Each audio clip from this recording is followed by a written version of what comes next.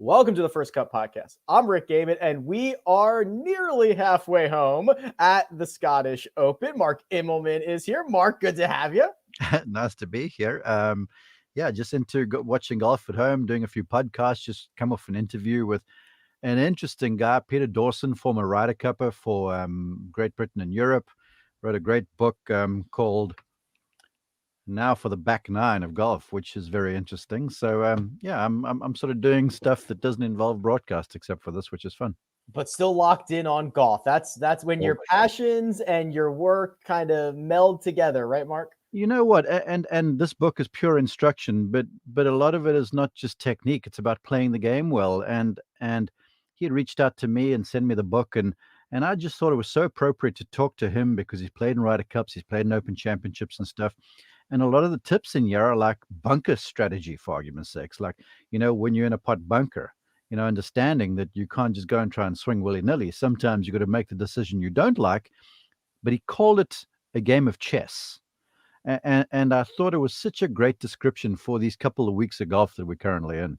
Yeah, I love that. There is a lot of strategy out there in Scotland right now, and there will be, of course, next week. Before we jump into that, let me remind everyone, we are nominated for the Best Sports Podcast in the People's Choice Podcast Awards. Much appreciated for all the support along the way. We ask you take the 30 seconds, maybe it'll take you 60 seconds, go over and give us a vote. You can click the link in the description.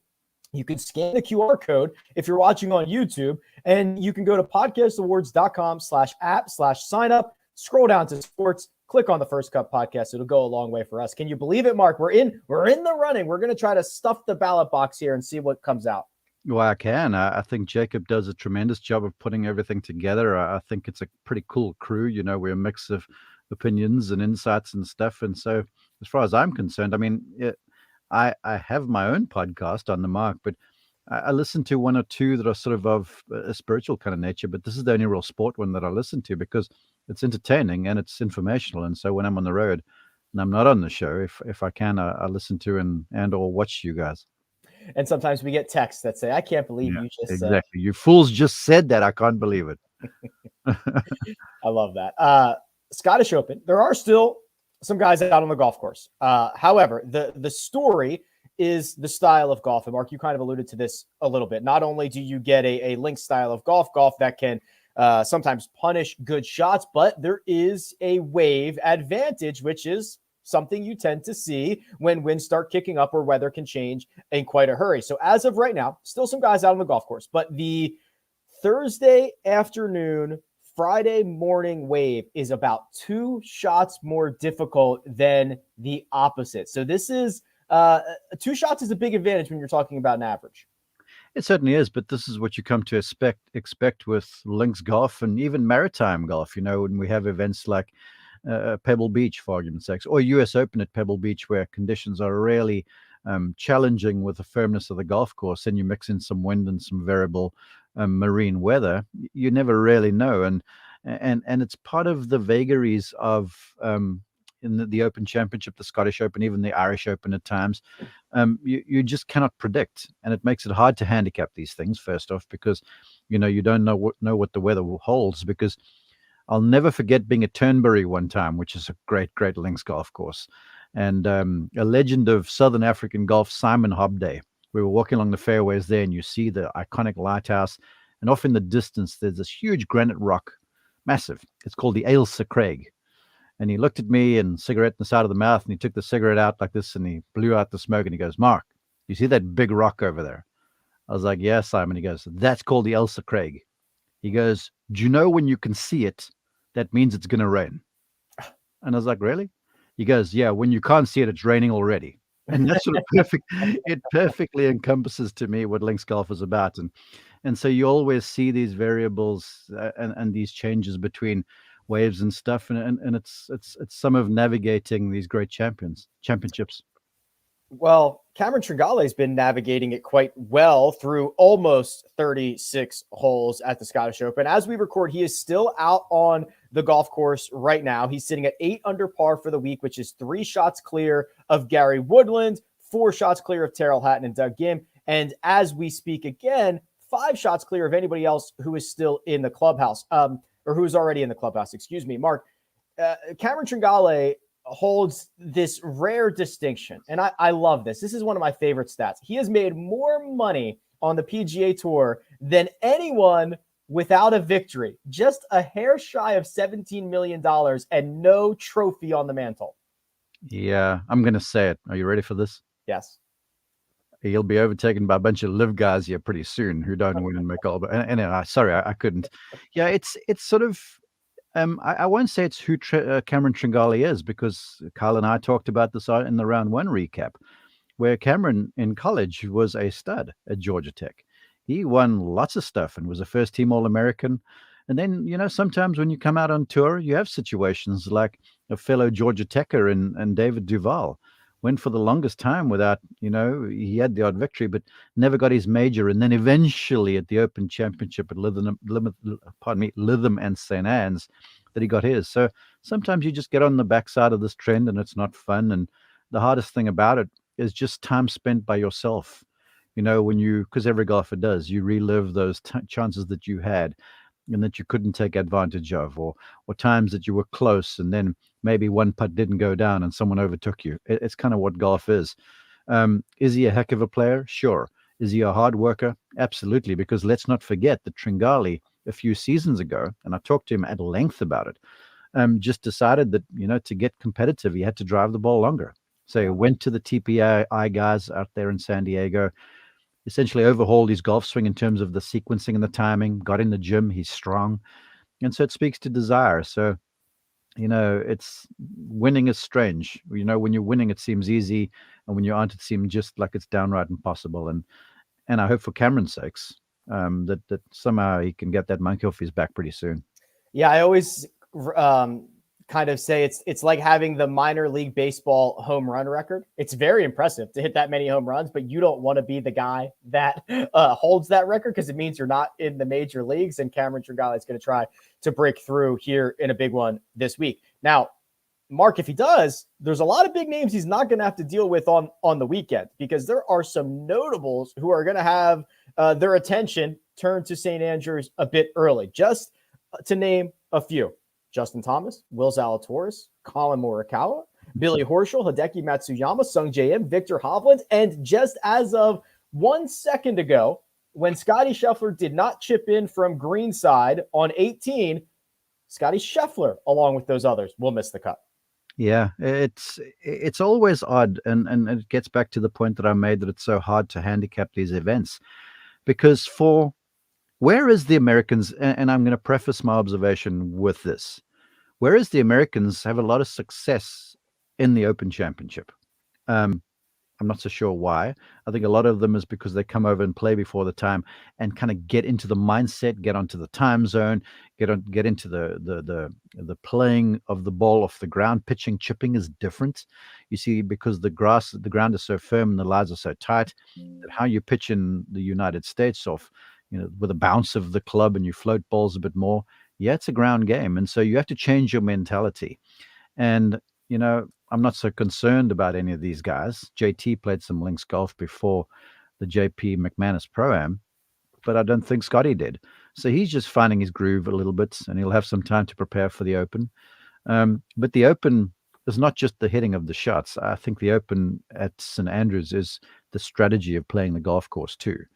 And I just hope, I really hope, and it's easy for me to say because I'm sitting at home watching it on TV, that the wind blows around there, so you can see just what a gem that golf course is, and how the design behind it is genius. It's like it was molded by angels, because it wasn't designed. Holes were fitted into the environment, and it's just so perfectly put together. So I hope the wind blows so you can see it kind of play to how it's supposed to. I want to talk about some of the guys in the chase pack that are going to make Cameron Tringale's life very, very difficult over the final 36. We'll look at the live odds, but first we are going to take a quick break and hear a word from our partners. And we're back. Mark, there were a couple of big movers who got their rounds done early on Friday, specifically Xander Schauffele, 5 under 65, Matt Fitzpatrick, 4 under 66. They are now both tied as we speak at fifth place at 3 under par, and they don't mind watching the field come back to them a little bit. Caesars is still giving the nod to Cameron Tringale as the favorite, plus 400, but Xander Fitzpatrick lurking right behind at 5-1. Those two are going to be real trouble, I imagine, for the rest of the first page. Oh, no doubt. Both of them have played well at this golf course in the past. Xander, I picked him on our show to win this week just because of kind of the way he's playing. And I hearken back to an observation I made earlier this week where at the Travelers Championship, I had the group in front of him with Sahith Thigala. And so I was able to look back and just watch where Xander was playing from. And it wasn't just in the middle of the fairway all the time. It wasn't just hitting the ball to the right spots on the greens. He looked unhurried. The golf swing looked uninterrupted from back to through. His timing was impeccable. And he never looked like he was trying to generate excess speed. You know, the speed was all in the right places, which means the golf swing is well timed. And every time I turned around, he was hitting the ball in the right spot. And so I was like, wow, this is a guy that looks like he's got his groove going on. And that doesn't necessarily mean it's going to travel transatlantic, but apparently it has. And, he kept himself in it yesterday afternoon in the tough conditions, then thrived this morning. And I would say Xander and both Matt Fitzpatrick are going to be pretty large shadows in Cameron Tringale's rearview mirror.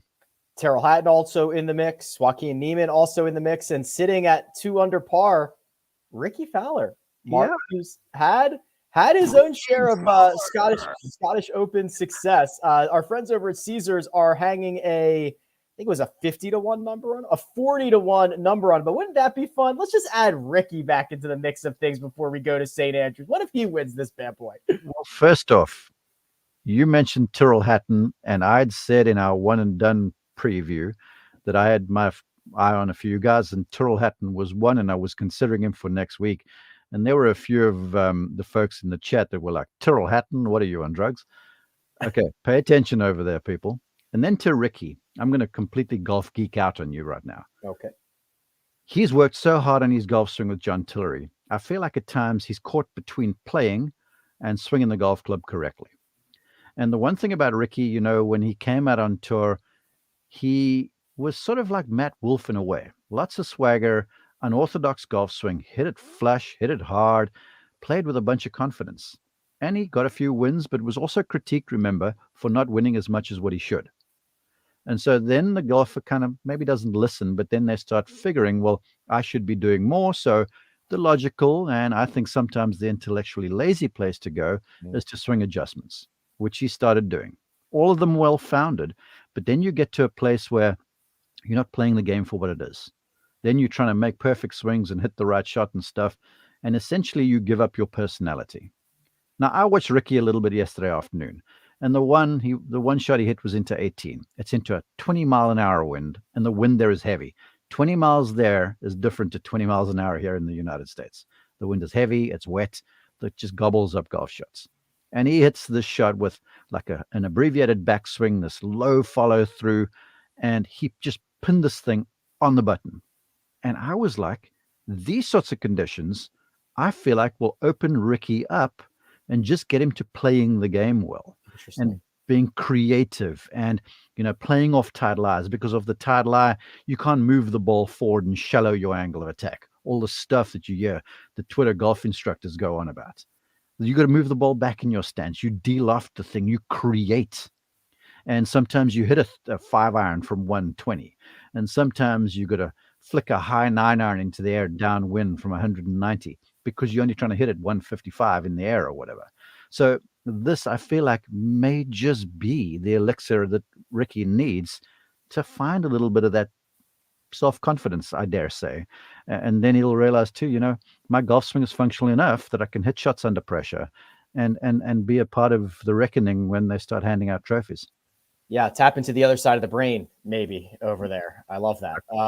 Well, it's going to be on CBS because this weekend, CBS is headed across the pond with a fantastic field, including Xander Schauffele, Matt Fitzpatrick, and Jordan Spieth competing at the Genesis Scottish Open. Live golf coverage begins Saturday and Sunday at a special time of noon Eastern on CBS. Mark, however it shakes out, we'll be back after rounds 3 and, of course, rounds 4. And we're going to keep rolling because Open Championship week is right around the corner. It should be an absolute blast. Are you enjoying your coffee golf? I am a bit. I'll be honest. I watched some of the first night on PGA Tour Live this morning. I didn't, but I got up and then I quickly switched on the leaderboard and I tweeted about this because you know that moment when you're just scrolling down the leaderboard and you find your guy and your guy looks okay for the weekend in the one and done league, right? Mm-hmm. And then you scroll down and you got certain competitors in mind. And one of them is Jonathan Coachman. And I kept scrolling and I kept scrolling. And then I went up and I went down. And then eventually I searched and I found his pick for the week. And I was like, Coach has got the weekend off with his boy. And that made me even happier. So we're in for a good weekend. There you go. We are in for a good weekend. Producer Jacob does all the hard work behind the scenes. Mark Immelman is available on Twitter at Mark_Immelman. And you can find me at Rick Run Good. This has been The First Cut. We'll catch you next time.